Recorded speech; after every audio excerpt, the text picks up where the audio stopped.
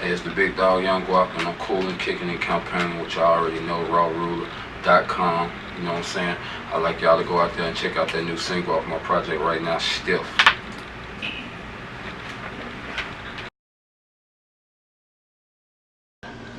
Originally from Chicago, Southside, Inglewood area. Okay, definitely. Oh, okay. For the block. Okay, bet. So, like, I'm big on names and everything. What did that name come about? You know, I was really trying to do Gwapa, but I think there was somebody hit that Gwapa name. You know, I'll go by Gwapa, Gucci, and, so it was kind of hard for me to copyright at the time. So I just put the A on there like Gwapa. But it really just come up with me growing in the hood, having money a lot, chasing money. Okay. And as you creating music, like what mind state you be in? Like what puts you in that zone? You feel me? I really just feed off like real life situations, what I'm going through, what I'm living. And then the other half come in with the producer. It's like the production he present or the production I choose to, write to and create the music. I'm a storyteller, so that's how I really get in there and create. Like you pay attention to a lot of my videos, they come on like a movie. You know what I'm saying? So I'm really a storyteller. I'm based on like just telling real life or motivating. Okay, definitely. Who influenced you? Like, who would you listen to before you got into like your career? It's kind of crazy because my catalog was like so different. Like it was mixed up. Like I was tuned in with like Jada Kiss. You know what I'm saying? I can hear that. Gucci Man. Okay. You know what I'm saying? I wasn't a big fan on a lot of people that was rapping, but you know what I'm saying? Because I try to kick my flavor and keep my lingo going. But then one of the two big major artists that really inspired me a lot. Okay, definitely. So, I was recently listening to that Rock. Yeah. Man, like your energy be everywhere. I couldn't even like settle to one style. I was like, okay. Real versatile. Okay, definitely. And what do that mean to you, that Rock? Where did that come from? Rock is the title, you know what I'm saying? Like everybody know I cater to the streets, to the deep boys, the trappers, you know what I'm saying? Because that's where I come from. So that's where my fan base at. You know what I'm saying? So that's who I cater to. And like the Rock is like I put the Rock machine on the cover. I want to keep it clean, something simple. You know what I'm saying? Something to represent where I come from and everything. But the real meaning behind that is everybody know what the Rock machine does. Like, you know what I'm saying, it's pressure. So it was like when I put them 9 tracks on the project, I was like, you know what I'm saying, it's all pressure right here. So, came out with the Rock. You talking about applying pressure. Applying real pressure. Definitely. So speaking of fans, like now I'm noticing like you originally from Chicago. Definitely. And you went to Atlanta to like up your shit. Yeah. So like, how did that come about, and what made you want to do that? I mean, at the time it wasn't like that. That's how I made the decision. Like I'm finna go to Atlanta and work.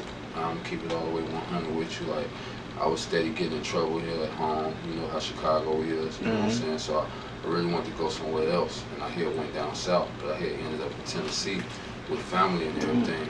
And then when I realized how close Atlanta was, you know what I'm saying, and I knew everything was going on down there for the music, I branched off to the A. And it was kind of like, it was a smooth ride for me being in Atlanta. Push my music, create and build, work on that buzz that way. Okay. So I kind of left Chicago early in my career. Oh, okay, definitely. But was always tuned in though, you know what I'm saying? I always come back and forth. All right. How you feel about the wave with the Chicago right now? I'm rocking with it. It's real different now because when I was coming up, it was just like bars and real lyrics, you know what I'm saying? But now you got the famous Dex, you know what I'm saying? You got Keith Chief, like they different from the music I do, you know what I'm saying? But then at the same time you got Lil Durk, FGB Duck, he popping now, you know what I'm saying? So it's a couple of different artists doing their own thing in their own way. And I would say myself, I'm completely, totally different from all of them names I just dropped. So I think the city real versatile right now. Okay. To keep it all the way 100, I was on papers and I really couldn't leave the state. So, you know, I had the engineers and everything come set the studio up in the living room. And you know what I'm saying, it was time to drop. So I was just having all the producers send me beats and stuff. You know what I'm saying, I was vibing out in the house. And it was kind of different for me because, you know, I smoked marijuana. So I couldn't smoke at the time, and I still can't smoke right now. So, you know, I'm used to like being in that zone that I get in when I record. It was kind of real different for me.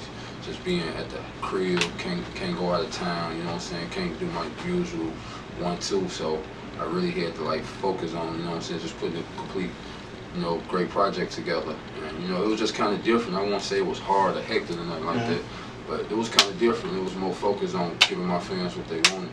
And I believe this project, which is like my 4th, 5th project, I think it's better than all the other projects I put out. Do you feel like you're more sharper when you're sober?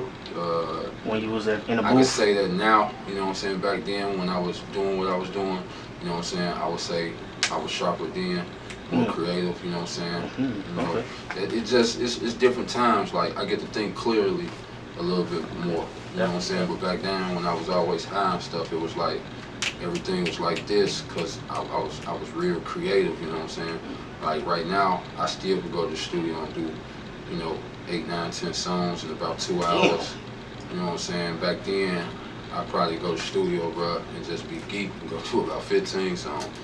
You know what I'm saying? So they back like that. And like, I ain't big on freestyling, but I'm big on catching that zone when the beat on and creating, you know what I'm saying? So it was easy for me to have 5 different producers in there and everybody playing, and I'm like, that's the one I want. You know what I'm saying? I get a good 20, 30 minutes in the booth, and we done with that song. You adapting to your mood. Yeah, like. Ooh. Especially when they got my sound, you know what I'm saying? Like, I like a lot of horns and pianos, keys, dark beats. You know what I'm saying? I like intro sound and movie sound and beats. Okay, definitely. So, I know this process is like, well, not about the process. Well, what was the most difficult track to work on? Like, what took you longer to work on? Nothing. It was all as equal? Yeah, it's equal. Okay, bet that. I get on a song with a church lady, and she could be doing all that type of stuff, and I blend right in, like, okay. It ain't too different, especially when, you know, them sounds in my head, you know, I put the puzzle together real quick. Okay, definitely. So, name some of the features that was on this project. Like, how was that chemistry? I kept it real, like, all the way me, because, you know, at the time I wasn't able to move around, so I got my boy Peasy, Eastside Peasy from Detroit. You know what I'm saying? He popping down that way. That's my round dog right there.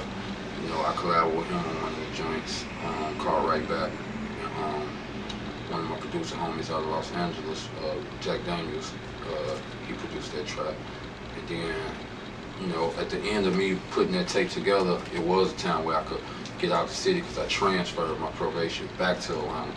You know what I'm saying? Which is where I'm living now.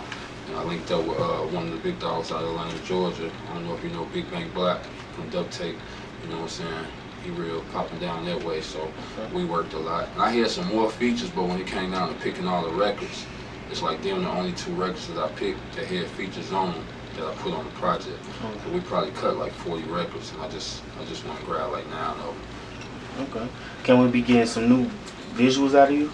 Oh yeah, I just dropped Stiff. I dropped that video on World Star. It's going crazy on YouTube right now, gaining a lot of traffic. I'm getting waiting on feedback from BET, so they're gonna drop the 2nd single off the project. It's called Incite Me. You know, that's produced by Bandplay. He actually the producer who just produced Young Dolph's new single. So, you know, he real buzzing right now, you know what I'm saying? I try and keep it in with the producers that's really in the mix. Yeah. That's what the majors got stuff going on. But at the same time, I do have some in-house producers with my label. You know, trying to build at the same time. We creating a great sound right now. Yeah. How did that name come about? Like, cause that name threw me off. Black Heart. Just so much pain, struggle. You know what I'm saying? getting the door slammed in your face, you know what I'm saying? Just losing love, you know what I'm saying? Lost my father at the age of 8, you know what I'm saying? So just having dark soul, you know what I'm saying, going through a lot, you know what I'm saying, lost love. How do you balance that, like, with all this work you doing and that other side that's going on?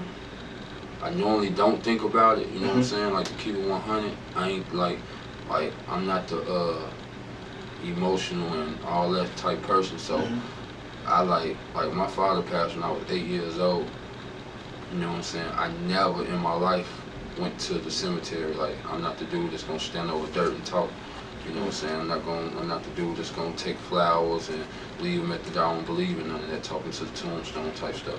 So I'm saying, like, I never in my life been to the cemetery to see what they call your lost ones and nothing. I'm not into that, you know what I'm saying. I sit in the house and talk to them like that if I got, you know what I'm saying, want to talk or get to thinking about it like that. But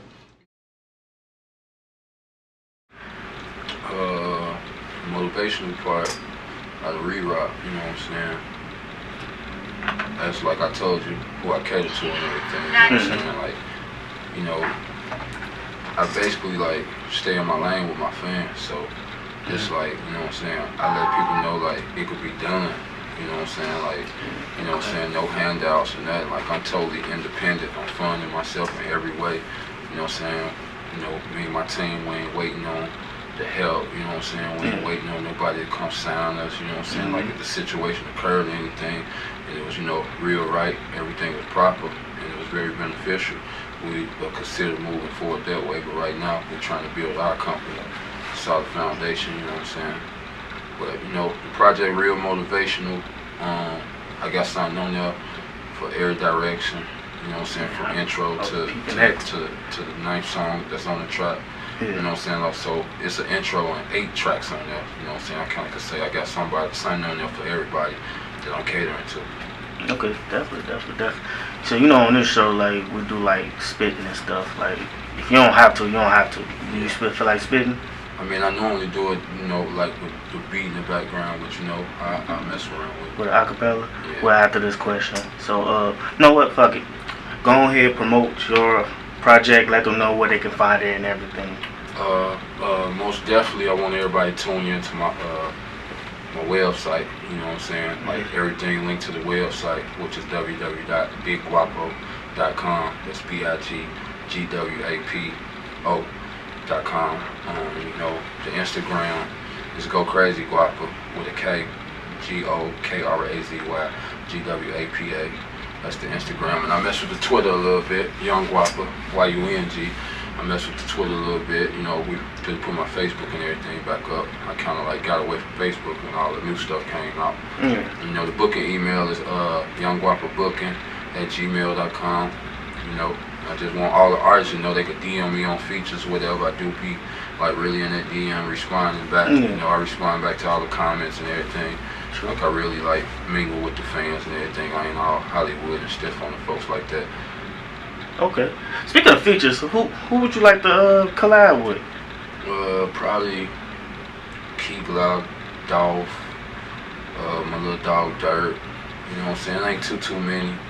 You know, I work with a few big names on the come up, you know what I'm saying, through creating a buzz, but it ain't, you know, I'm really trying to get these folks Gwapa. You know what I'm saying? Okay, definitely on that. So whenever you're ready to go in, spit some bars, go and do your thing. Let me see what I can get y'all folks on. I put you in a position, don't forget about that. When people turned against me, then they all came back. They gonna play me like they don't see me. Say you ain't famous till you on TV. A chick ain't never left me, I left chickens. People stuck on the other side, burned bridges. Raw!